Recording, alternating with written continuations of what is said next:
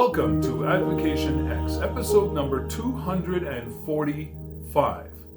It is time for an impromptu, unscripted world event broadcast, sponsored by Baden Optical in beautiful Ontario, Canada. Now, before we dive in, please hit the like button, become a member, subscribe, crush that bell, don't miss anything going forward, and help us beat the YouTube algorithm that stops many from getting to see our content.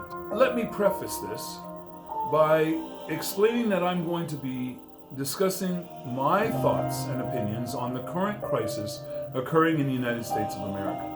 And again, that's a caveat when I say current crisis, and I'll explain that a little later. It is, beyond a shadow of a doubt, a horrific event that has transpired south of the Canadian border.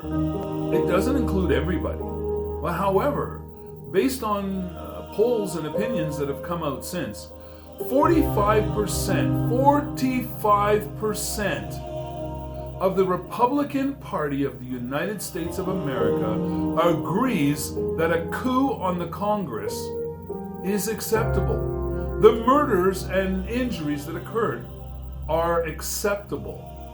That all of the things that we've witnessed were acceptable. Now, let me ask you, would you consider that a riot, a coup, or would you consider that a peaceful protest? I remember when the peaceful protests were going on, many people were online saying, oh, throw them in jail, do this, do that, do this, do the other, do the other. Do you agree now that these people need to be thrown in jail?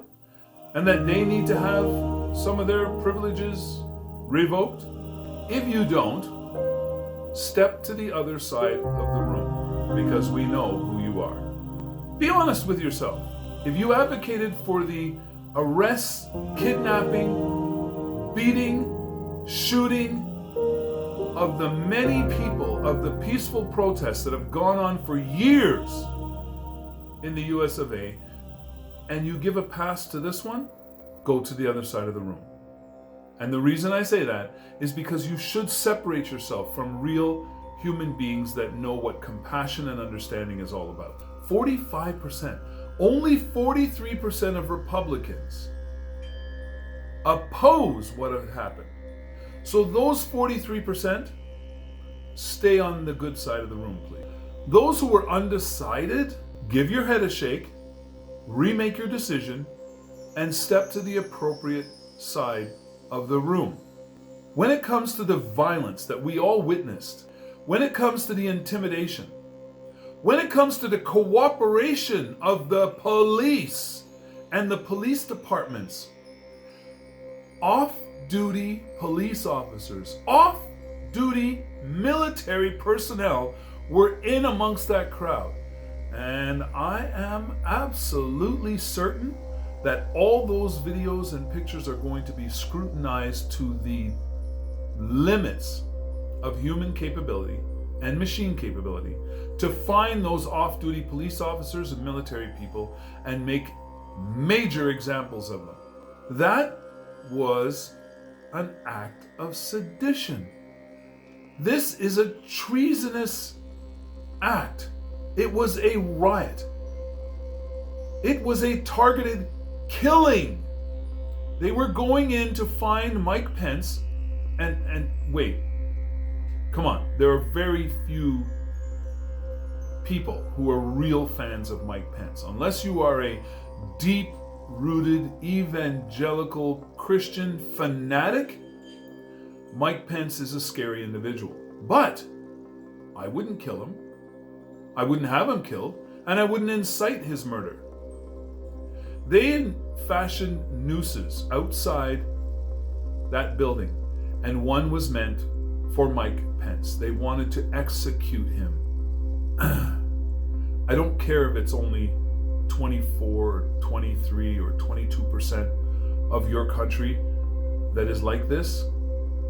You all need to do your part to rein them in. They cannot be allowed to disrupt the whole balance of the world based on their ideologies. Their ideologies are not conducive to humanity. They are not conducive to a social network, a social melding of ideas and values and strong discussions that allow you to come up with new ideas and values that benefit the entire country. So, we hear some charges are being laid. We also hear that some of the charges being laid are carrying a maximum sentence of 1 year in jail. You know they must be kidding when you have somebody who has broken into the speaker's office and while in there is rummaging through items which could be and probably are classified, sitting in their chair with their feet up on the desk, which is vandalism, not to mention the participation in the breaking in of the Capitol building. I don't understand, well, I do understand. The system south of the Canadian border, and I mean in some respects in Canada as well, is broken. It is there appearing or claiming to represent everyone. However, as we can see, it only represents a select few. And as a matter of fact, a lot of that establishment and the lawmaking process are part of those few. When will you guys learn? Centuries have gone by, and you are still clinging to the first of those centuries. You would like to go back to a day when slavery was just the norm of the day, and the good old-fashioned family lynching could be attended almost any day of the week, somewhere in your vicinity. That was okay with you guys. The whipping, torturing, and beating of human beings for entertainment was okay with you guys. You know, it's funny, in South Africa, they were the most horrendous regime that you could possibly have referred to, other than going back to King Leopold and others like him. And even when the transition was coming, those people were terrified. They were terrified that all the same things that they did to those people were going to be done to them. And look what happened. It didn't occur. What does that tell you about humanity? What does that tell you about the few? You people who are joining the few, and you people doesn't mean anything other than idiotic decision makers who decide that they want to join those few and become a part of that garbage group. When you make that decision, does it ever occur to you that a lot of these people are in positions to do the same to you and they haven't? Does it ever occur to you that the cooperation that has gone on for quite some time is so much more desirable than the past? Or are you upset that you actually have to get out and do some work and you don't have people to do it for you? If that's the only thing, well then, follow the American dream. Work hard, persevere, and you shall become rich. And in that richness, you can hire people and pay them a decent wage so they can live, and then you can do nothing. That's obviously what you want. That's the only thing that slavery did for you, was give you free labor, allowed you to build a country that you were so proud of that you didn't build. It allowed you to run a country that you had no part in and show how proud you were of how well it ran, how beautiful the lands looked, how manicured everything was. You didn't do a thing. Obviously, it wasn't you, but it was people who had the same ideology as you. I'm looking and watching and discerning. Who are my neighbors to the south? Who really are they? And who are you? Have you ever taken a good look at yourself to kind of figure out where you really stand? Or is it because many of you just don't feel like you fit in anywhere and you're grasping at an ugly straw just because you know they'll accept you?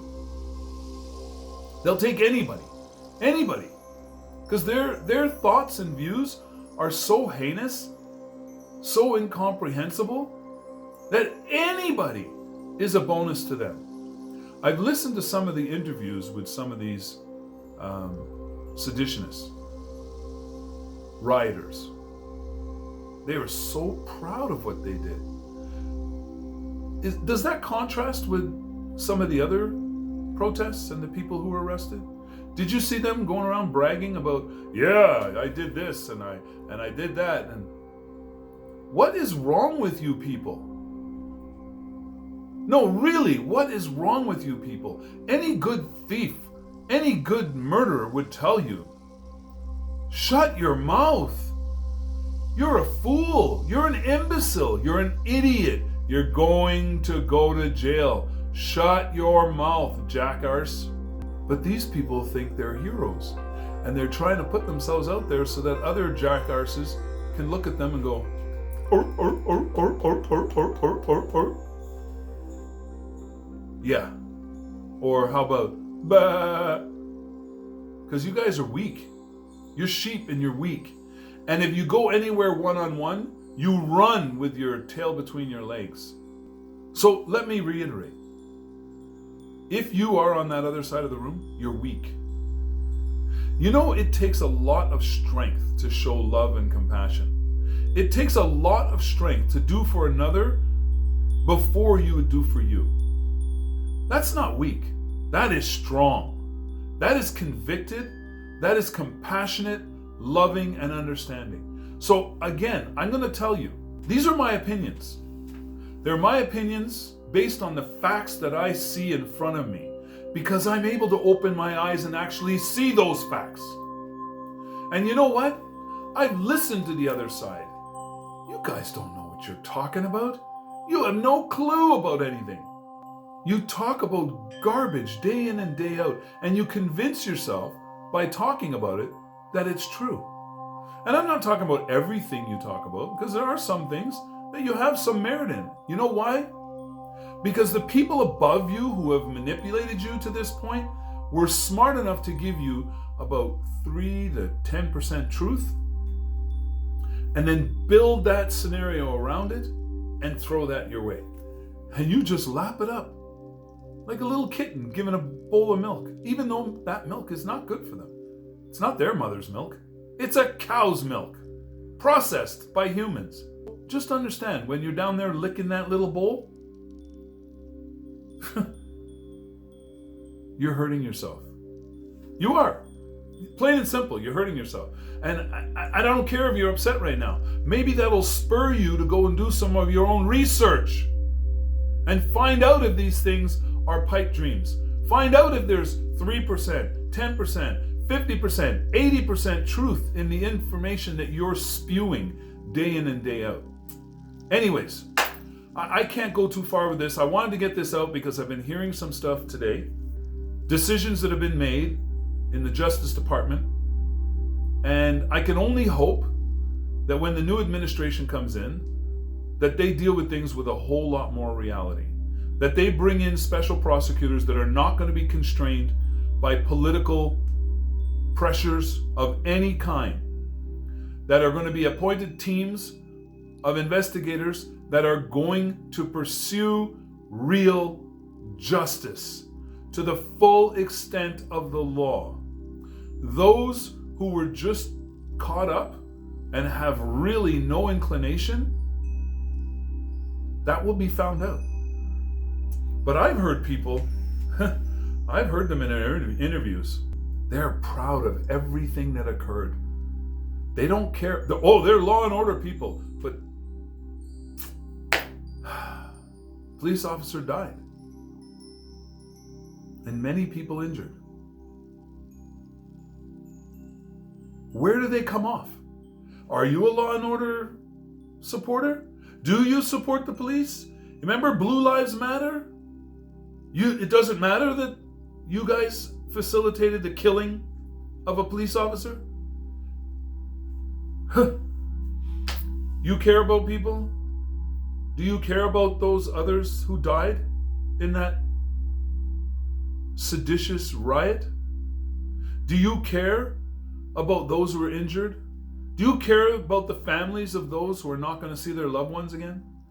Do you realize that some of them were your own supporters? Do you care? And if you don't care, stay on that other side of the room, please. You are absolutely right. If you're on that other side of the room, you should have your own little corner of the country to live in. And let the rest of the good people enjoy their lives together. I believe that should be an act of Congress now. Find a section of United States where you can put those people only, and anybody who becomes those people, you just send them over there, like they did way in the past, which, listen, turned out to be really great.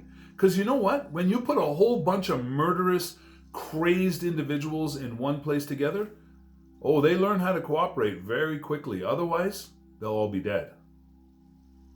So put the murderous crazies all in a place together and let them work it out until they realize maybe it wasn't so bad being a part of a larger society that actually cares and uses compassion.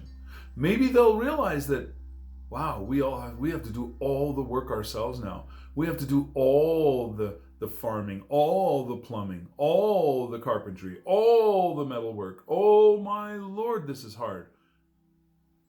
Maybe they'll realize that it's much nicer to be a part of a greater society where some people want to be a garbage man. Some people actually want to be a locksmith. Some people want to be a farmer. Some people want to be a crop picker. Some people want to do these other jobs. And when you have that greater society, you can find those people who fit in the places you need. Anyways, I have no choice but to give this up right now before it becomes, a full online book. So let me close by saying, I pray that you folks get it together. I pray that you do not infect the people of Canada and other nations who are in better stead. I pray that you guys end this murderous, crazy trend. All these things I pray for you and for the rest of the world. So remember, folks, we never give up. We never give in. But we will keep an open mind because we understand that knowledge is the only real power we have. Do your research, gain knowledge, and in the process, you will increase your power. It is not by physical means that you win a war. It's by the intellectual processes that allow you to circumvent these and bring about an end to the conflict. Thank you for spending time with us here on this channel. Please be safe, stay healthy, and above all, try your absolute best under all circumstances to stay as happy as humanly possible. Thank you, and prayers are going out to you, and I hope you all join me in those prayers.